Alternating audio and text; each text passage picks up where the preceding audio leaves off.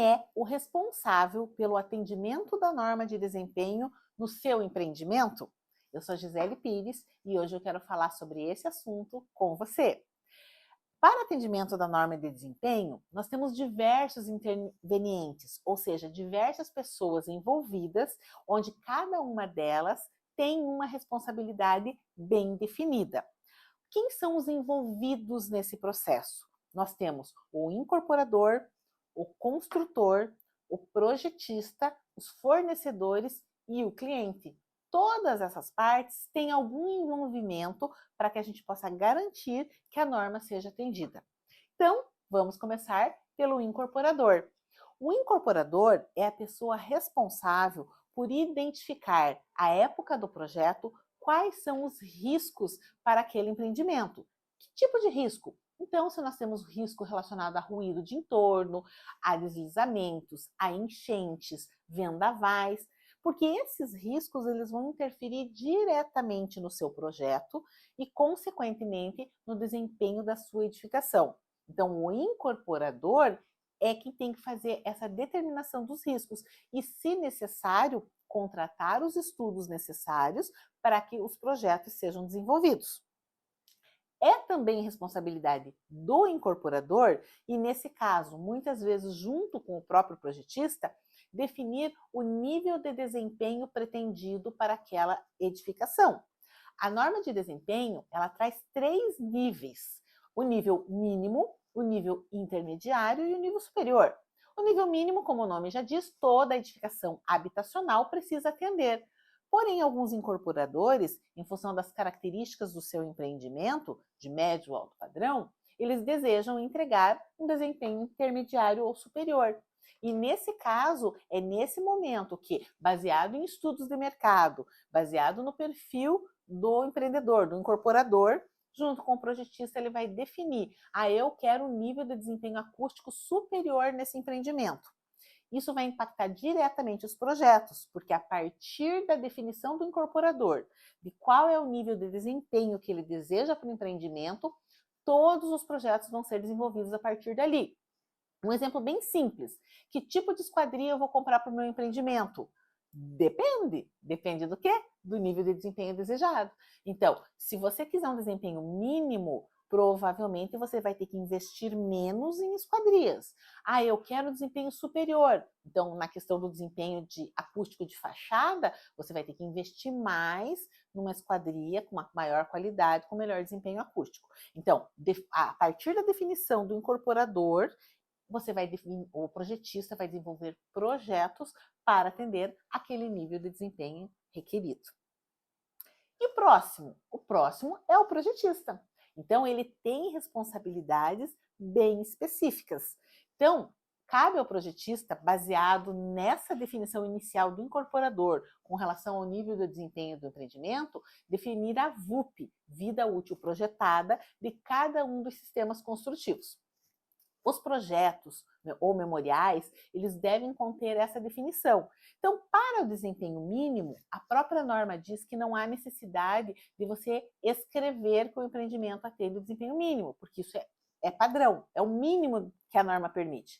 Porém, se o empreendedor, o incorporador, definiu que ele quer um desempenho superior para a acústica, isso tem que estar claramente definido nos documentos de projetos.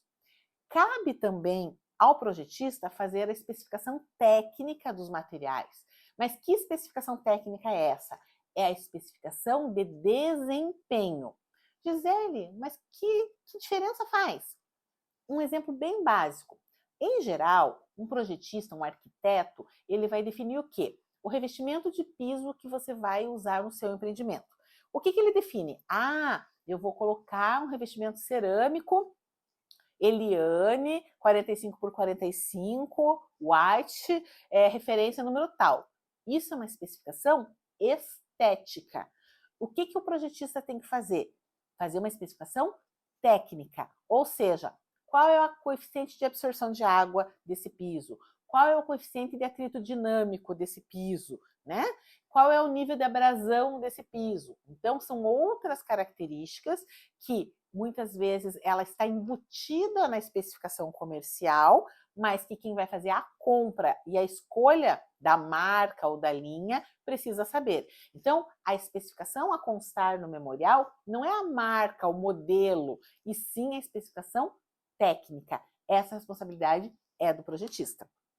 E ainda cabe ao projetista, quando não estiver disponível no site ou em normas técnicas, solicitar ao fornecedor do material as especificações técnicas referentes ao material que ele vai especificar. Então, solicita ao fabricante o manual, laudos de ensaio, ou seja, todas as informações necessárias para uma correta especificação desses materiais. Além disso, nós temos o quê? Nós temos o construtor, que é quem vai, a partir de um determinado empreendimento definido e com os projetos e especificações definidas, efetivamente executar a obra. O construtor, ele deveria simplesmente executar. O construtor não deveria ter que dar soluções de projeto ou definir especificações de materiais. O construtor deveria seguir à risca ao que está previsto na documentação e ainda, ao final da obra, entregar o manual de uso, operação e manutenção do empreendimento. Os famosos manuais do proprietário e manual do condomínio, onde a gente vai ter uma série de informações relevantes sobre o empreendimento que devem, inclusive, contemplar questões relacionadas ao desempenho. Cabe ao construtor seguir à risca, sem fazer quaisquer mudanças durante a execução que possam afetar o desempenho da edificação. Em caso de necessidade, cabe ao construtor consultar o projetista se essa alteração não vai gerar nenhum impacto negativo para o atendimento do nível de desempenho pretendido. Além disso, temos o fornecedor, que é uma parte extremamente importante dentro do atendimento da norma de desempenho. Ele tem a responsabilidade de caracterizar o material dele. Está claramente definido na norma que essa é a responsabilidade do fornecedor. É ele que tem que dizer se o material dele atende, qual é o nível de desempenho, quais os parâmetros que o material dele atende, para que a partir dessas informações o projetista possa escolher o melhor material para o desempenho requerido.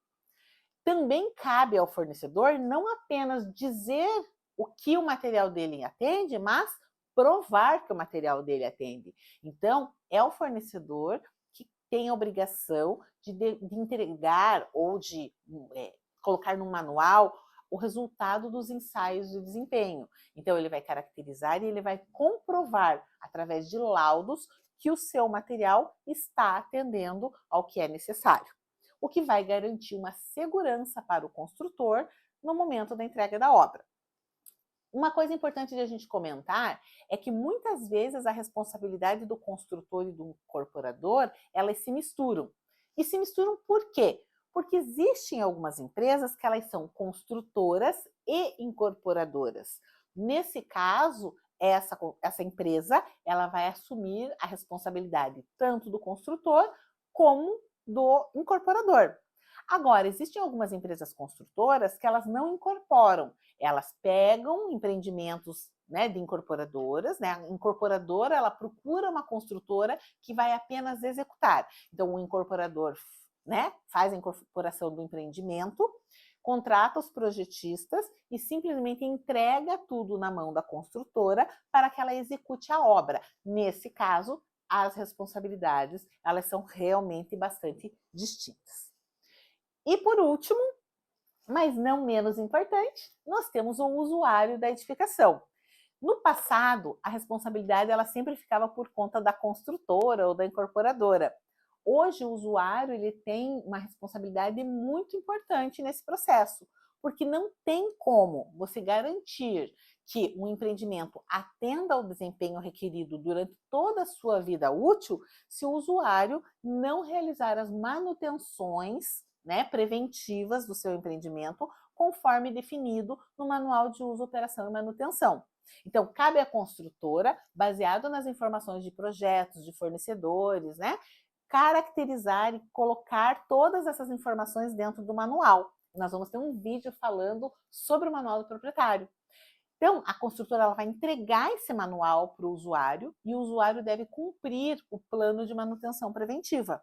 Caso o usuário não cumpra o que está previsto lá, a empresa não tem como garantir o atendimento da vida útil esperada. A exemplo, olha, eu vou colocar no meu manual que a limpeza das calhas precisam ser feitas a cada 6 meses. O usuário deve fazer a manutenção e comprovar que a manutenção foi realizada. Caso isso não aconteça, ele não tem como dizer que foi um problema da construtora durante o processo de execução da obra.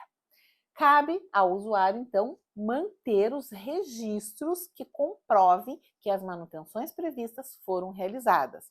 Isso é uma segurança para todas as partes. A construtora vai entregar um documento que vai orientar esse usuário a melhor forma de cuidar do seu empreendimento. O usuário, fazendo as manutenções previstas, vai ter o bom funcionamento do seu imóvel e a garantia do atendimento da vida útil e também não vai ter problemas futuros caso haja necessidade de questionar a construtora por algum item não atendido. Agora, se esse usuário também não tiver as comprovações, acaba que ele não vai ter como realmente cobrar algum problema que ele venha a ter. Então, importantíssimo que cada um saiba claramente quais são as suas responsabilidades nesse processo. Mas, acima de tudo, além de a gente conhecer as nossas responsabilidades, a gente tem que conhecer a norma para que a gente realmente possa saber o que nós temos que fazer na hora de definir o nosso empreendimento, na hora de realizar os nossos projetos, na hora de executar a obra, né? Então, esse conhecimento é extremamente necessário. Então, se você gostaria de saber mais sobre a norma de desempenho e como aplicar isso nas suas obras e nos seus empreendimentos e nos seus projetos, eu convido você a participar do nosso curso Norma de Desempenho na Prática e saber mais sobre isso. Se você tiver interesse, clica em algum local aqui nesse vídeo que você vai ter mais informações.